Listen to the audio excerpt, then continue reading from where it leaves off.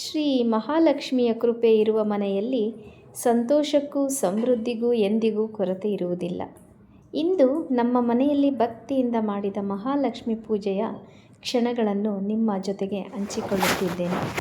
ಬನ್ನಿ, ನಮ್ಮ ಮನೆಯಲ್ಲಿ ವರಮಹಾಲಕ್ಷ್ಮಿ ಪೂಜೆ ಹೇಗೆಲ್ಲ ಮಾಡಿದ್ವಿ ಅಂತ ಪುಟ್ಟದಾಗಿ ಒಂದು ವಿಡಿಯೋ ಮಾಡ್ಕೊಂಡಿದ್ದೀನಿ, ಶೇರ್ ಮಾಡ್ತೀನಿ. ಹಿಂದಿನ ದಿನ ರಾತ್ರಿಯೇ ಸ್ವಲ್ಪ ಹೂ ಬೇಕಾಗಿತ್ತು. ಹೂವನ್ನೆಲ್ಲ ಇನ್ಸ್ಟಾಮಾರ್ಟಲ್ಲೇ ಬುಕ್ ಮಾಡ್ಕೊಂಡಿದ್ವಿ. ಹಾಗೆ ಕರ್ಪೂರ ಬೇಕಾಗಿತ್ತು, ಲೋಬಾನ, ಅದು ಬುಕ್ ಮಾಡ್ಕೊಂಡ್ವಿ. ಚೆಂಡು ಹೂ ತರಿಸಿದ್ವಿ, ಚೆನ್ನಾಗಿತ್ತು, ಫ್ರೆಶ್ ಆಗಿತ್ತು. ಹಾಗೆಯೇ ಶಾವಂತಿಗೆ ಹೂವು ಸ್ವಲ್ಪ ಇತ್ತು, ಮೊದಲು ತರಿಸಿದ್ದು. ಇನ್ನೊಂದು ಸ್ವಲ್ಪ ಲಕ್ಷ್ಮೀ ಪೂಜೆಗೆ ಜಾಸ್ತಿ ಇರಲಿ ಅಂತಲೇ ತರಿಸಿದ್ವಿ. ರೋಸು ತುಂಬಾ ಹೂವು ಮಾತ್ರ ಫ್ರೆಶ್ ಆಗಿತ್ತು. ಒಂದು ಸರಿ ತರಿಸಿದಾಗ ಒಂಥರ ಬಾಡಿ ಥರ ಇತ್ತು.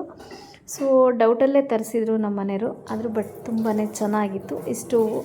ಹಾಗೆ ಲೋಬಾನದ್ದು ತರಿಸಿದ್ವಿ. ಕೆಂಡ ಇಲ್ಲ, ಇಲ್ಲಿ ಊರಲ್ಲಾದರೆ ಕೆಂಡ ಮಾಡ್ತಾಯಿದ್ವಿ. ಹಿಂದಿನ ದಿನ ಪೂಜೆದೆಲ್ಲ ಹಾಗೇ ಇತ್ತು. ಇದನ್ನೆಲ್ಲ ಕ್ಲೀನ್ ಮಾಡಿಕೊಂಡು ಈ ರೀತಿ ಪೂಜೆ ಮಾಡಿದ್ವಿ. ಸಿಂಪಲ್ಲಾಗಿ ಮಾಡಿದ್ವಿ. ಮೊದಲೆಲ್ಲ ವರಮಹಾಲಕ್ಷ್ಮಿ ಪೂಜೆ ಅಂತ ಹೇಳಿದರೆ ನಾವು ಊರಲ್ಲಿದ್ದಾಗ ಹೊರಗೆ ಕೂರಿಸ್ಬಿಟ್ಟು ಮಂಟಪ ಕಟ್ಟಿಬಿಟ್ಟು ಬಾಳೆ ಕಂಬ ಎಲ್ಲ ಇಟ್ಟು ತುಂಬ ಗ್ರ್ಯಾಂಡಾಗಿ ಮಾಡ್ತಾಯಿದ್ವಿ. ದೇವ್ರ ಮನೆಯಲ್ಲಿ ಮೊದಲಿಂದ ಮಾಡ್ತಾಯಿದ್ರು. ಹಾಗೆಯೇ ಅದೇ ದೇವ್ರನ್ನೇ, ಲಕ್ಷ್ಮಿನೇ ಹೊರ ಕೂರಿಸಿ ಮಾಡ್ತಾಯಿದ್ವಿ. ನೋಡಿ, ಈ ರೀತಿ ಎಲ್ಲ ಉಡಿ ಎಲ್ಲ ತುಂಬಿ ನೇಮ ವಿಧಿ ವಿಧಾನಗಳ ಮೂಲಕನೇ ಹೊರಗೆ ಮಾಡ್ತಿದ್ವಿ. ಅಂದರೆ ಮಂಟಪ ಹೊರಗೆ ಇಟ್ಕೊಂಡು, ಇನ್ನು ಮನೆ ದೇವರುಗಳಿಗೆ ಎಲ್ಲ ನಾರ್ಮಲ್ ಹೇಗೆ ಪೂಜೆನೋ ಅದೇ ಥರ ಪೂಜೆನ ಮಾಡ್ತೀವಿ ಆವತ್ತಿನ ದಿನವೂ.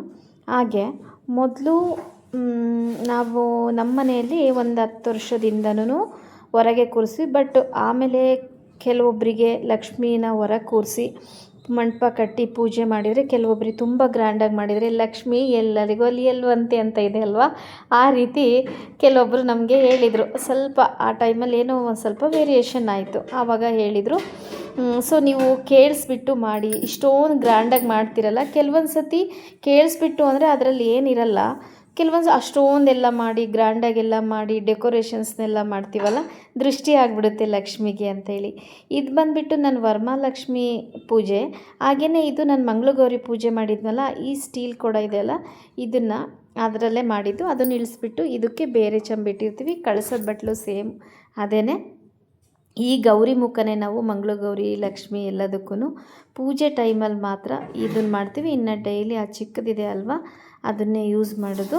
ಈ ರೀತಿ ಉಡಿ ಎಲ್ಲ ಒಂದು ಹಣ್ಣುಗಳು ಅವನ್ನೆಲ್ಲ ಇಟ್ಟು ಲಕ್ಷ್ಮಿ ನಮ್ಮ ಕೈಯಲ್ಲಿ ಸಾಧ್ಯದಷ್ಟು ಹಣ ಇಟ್ಬಿಟ್ಟು 2 ಹಿತ್ತಾಳಿ ದೀಪಗಳು, ಕಾಲು ಕಂಬ ಅಂತ ಹೇಳ್ತಾರೆ, ಸೆಮೆ ಹೂವು ಅಂತಾರೆ ನಮ್ಮ ಕಡೆ, ಅದನ್ನು ಕೂಡ ಹಚ್ಚಿದ್ವಿ. ನಾರ್ಮಲ್ ದೀಪ ಲಕ್ಷ್ಮಿಗೆ ಮತ್ತೆ ಮಡಿ ಉಡಿಯಿಂದ ಮತ್ತೆ ಮಂಗಳಗೌರಿ ತೆಗೆದುಬಿಟ್ಟು ನೆಕ್ಸ್ಟ್ ದಿನ ಆದಮೇಲೆ ಬಂತಲ್ಲ ಶುಕ್ರಗೌರಿದು ಇಳಿಸಿದ್ವಿ. ಅವತ್ತು ಒಂದೇ ದಿನ ನಾವು ಮಾಡೋದು. ಆಮೇಲೆ ಚೆನ್ನಾಗಿ ಮಡಿಯಲ್ಲೇ ಎದ್ದು ಸ್ನಾನ ಗಿನ ಎಲ್ಲ ಮುಗಿಸ್ಕೊಂಡು ಮತ್ತು ಮಡಿ ನೀರೆಲ್ಲ ಮತ್ತೆ ತೊಳ್ಕೊಂಡು ಲಕ್ಷ್ಮಿನ ಈ ರೀತಿ ಮತ್ತೆ ಅಲಂಕಾರ ಎಲ್ಲ ಮಾಡಿಕೊಂಡು ಪೂಜೆ ಮಾಡಿದ್ವಿ. ಇನ್ನು ನೈವೇದ್ಯಕ್ಕೆ ಪಾಯಸ ಮಾಡಿದ್ವಿ, ಅದನ್ನು ಕೂಡ ಶೇರ್ ಮಾಡ್ಕೊತೀನಿ. ಸೇಮ್ ಎಲ್ಲ ಯಾವ ರೀತಿ ಲಕ್ಷ್ಮೀ ದೇವ್ರ ಪೂಜೆನ ಅದೇ ರೀತಿ ಸ್ವಲ್ಪ ದೀಪಗಳು, ಎಕ್ಸ್ಟ್ರಾ ದೀಪ, ನಾರ್ಮಲ್ ದೀಪನೂ ಹಚ್ತೀನಿ. ಇದರಲ್ಲಿ ಒಂದು 5 ಥರದ ಹಣ್ಣು ಇಟ್ಟಿದ್ದೆ. ಹಾಗೆಯೇ 2 ಉಡಿ ಇಟ್ಟಿದ್ದೆ, ಒಂದು ದೇವರಿಗೆ, ಇನ್ನೊಬ್ಬರಿಗೆ ಅಂತ ಹೇಳಿ. ಅವತ್ತು ವರಮಹಾಲಕ್ಷ್ಮಿ ಹಬ್ಬದ ದಿನ ಸ್ವಲ್ಪ ಹೆಸರುಬೇಳೆ ಪಾಯಸ, ಹಾಗೆ ಕಡಲೆಬೇಳೆ ಕೋಸಂಬರಿ, ಸಾಂಬಾರು ಬುತ್ತಿ, ರೈಸು, ಇಷ್ಟೇ ಸಿಂಪಲ್ಲಾಗಿ ಮಾಡಿದ್ವಿ.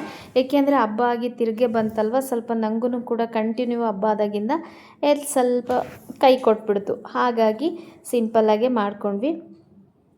ಇಷ್ಟು ನೈವೇದ್ಯಕ್ಕೆಲ್ಲ ಮಾಡಿದ್ವಿ. ಈ ರೀತಿ ಅಲಂಕಾರ ನಾನು ವರಮಹಾಲಕ್ಷ್ಮಿ ಹಬ್ಬದ ದಿನ ಮಾಡಿದ್ದೆ, ಸಿಂಪಲ್ಲಾಗೆ ಮಾಡಿದ್ದೆ.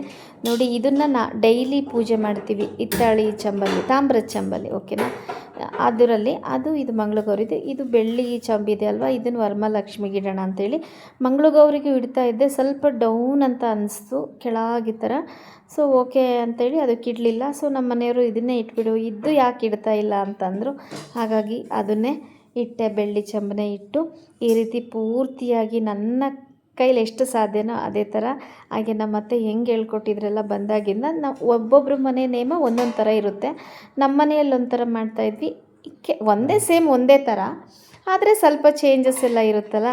ಹಾಗಾಗಿ ಈ ರೀತಿ ನಮ್ಮ ಅತ್ತೆ ಯಾವ ರೀತಿ ಹೇಳ್ಕೊಟ್ಕಂತು ಮದುವೆ ಆದಮೇಲೆ ಗಂಡು ಮನೆಯಲ್ಲಿ ಆಚರಿಸ್ಕೊಂಡು ಬಂದಿದ್ದೀನಲ್ಲ, ಈಗೂ ಕೂಡ ಯಾವುದೇ ಶಾಸ್ತ್ರ ಸಂಪ್ರದಾಯಗಳನ್ನ ಅದನ್ನೇ ಕಂಟಿನ್ಯೂ ಮಾಡ್ಕೊತ ಹೋಗ್ತಾಯಿದ್ದೀನಿ ಅಷ್ಟೇ.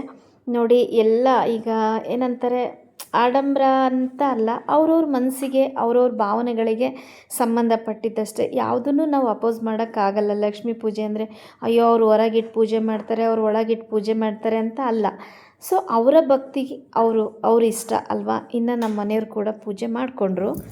ಅವ್ರ ಮನೆಯಲ್ಲಿ ಏನು ಸಂಪ್ರದಾಯ ಇರುತ್ತೋ ಅವರಿಗೆ ಮನಸ್ಸಿಗೆ ಸಂಬಂಧಪಟ್ಟಿದ್ದು ಯಾರನ್ನು ಕೂಡ ಅವ್ರು ಹಾಗೆ ಮಾಡ್ತಾರೆ ಹೀಗೆ ಮಾಡ್ತಾರೆ ಅಂತ ಜಡ್ಜ್ ಮಾಡೋಕ್ಕಾಗಲ್ಲ ಅಲ್ವಾ.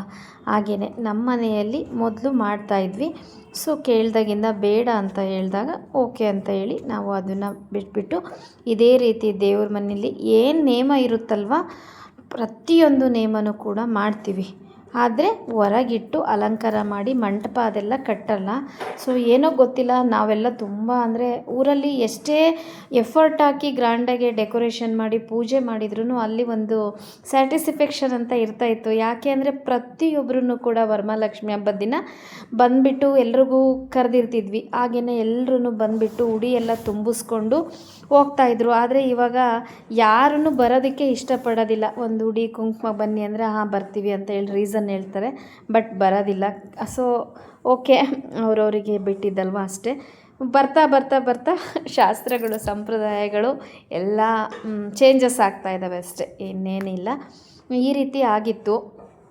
ಹಾಗೆಯೇ ಕ್ಲಿಯರಾಗಿ ಹೇಳ್ತೀನಿ, ಅಯ್ಯೋ ಮೊದಲೆಲ್ಲ ಒಳಗೆ ಮಾಡ್ತಾಯಿದ್ರಿ ಇವಾಗ ಒಳಗೆ ಮಾಡ್ತಾಯಿದ್ದೀರಾ ಅಂತ ಕೇಳೋವಂತಹ ಜನಗಳು ಇದ್ದಾರೆ. ಜಸ್ಟ್ ಏನೂ ಇಲ್ಲ, ಕೆಲವೊಂದನ್ನು ಬದಲಾವಣೆ, ಜೀವನ ಬದಲಾವಣೆ ಎಲ್ಲ ಮಾಡ್ಕೊತ ಹೋಗ್ತೀವಿ. ಕೆಲವೊಂದು ಮಾಡ್ಕೋಬಾರ್ದು ಅಂತ ಅಂದ್ಕೊಂಡಿರ್ತೀವಿ, ಆದರೆ ಜೀವನನೇ ಬದಲಾಯಿಸುತ್ತೆ ಅಷ್ಟೇ, ಏನು ಮಾಡೋಕ್ಕಾಗಲ್ಲ. ಇದನ್ನು ಕೂಡ ಇದರಲ್ಲೇ ಹೇಳ್ಬಿಟ್ಟಿದ್ದೀನಿ. ಸೊ ಇಷ್ಟ ಆಗಿತ್ತು ಅಷ್ಟೇ. ನಮ್ಮ ವರಮಹಾಲಕ್ಷ್ಮಿ ಪೂಜೆ ಸಿಂಪಲ್ಲಾಗೆ ಮಾಡಿಕೊಂಡು ಮುಗಿಸ್ಕೊಂಡ್ವಿ. ಇನ್ನು ಶ್ರಾವಣ ಅಂದರೆ ಪ್ರತಿದಿನವೂ ಹಬ್ಬನೇ ಅಲ್ವಾ ನಮಗೆ. ಸೊ ಶ್ರಾವಣದಲ್ಲಿ ಸ್ವೀಟ್ಸು ಆಗಿರ್ಬೋದು, ಬೇರೆ ಬೇರೆ ಥರ ಅಡುಗೆ ಉಂಡೆ ಪ್ರತಿಯೊಂದು ಆಗಿರುತ್ತೆ.